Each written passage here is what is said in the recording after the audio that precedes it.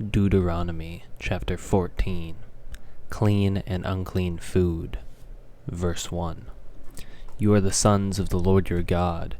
You shall not cut yourselves, or make any baldness on your foreheads for the dead, for you are a people holy to the Lord your God. And the Lord has chosen you to be a people for his treasured possession out of all the peoples who are on the face of the earth. You shall not eat any abomination. These are the animals you may eat: the ox, the sheep, the goat, the deer, the gazelle, the roebuck, the wild goat, the ibex, the antelope, and the mountain sheep. Every animal that parts the hoof, and has the hoof cloven in two, and chews the cud among the animals, you may eat. Yet of those that chew the cud or have the hoof cloven you shall not eat these: the camel, the hare, and the rock badger, because they chew the cud but do not part the hoof, are unclean for you. And the pig, because it parts the hoof, but does not chew the cud, is unclean for you. Their flesh you shall not eat, and their carcass you shall not touch. Of all that are in the waters you may eat these. Whatever has fins and scales you may eat, and whatever does not have fins and scales you shall not eat. It is unclean for you. You may eat all clean birds, but these are the ones that you shall not eat: the eagle, the bearded vulture, the black vulture, the kite, the falcon of any kind, every raven of any kind, the ostrich, the nighthawk, the seagull, and the hawk of any kind, the little owl, and the short-eared owl, and the barn owl, and the tawny owl, and the carrion vulture, and the cormorant, and the stork, and the heron of any kind, and the hoopoe, and the bat, and all winged insects are unclean for you. They shall not be eaten. All clean winged things you may eat. You shall not eat anything that has died naturally.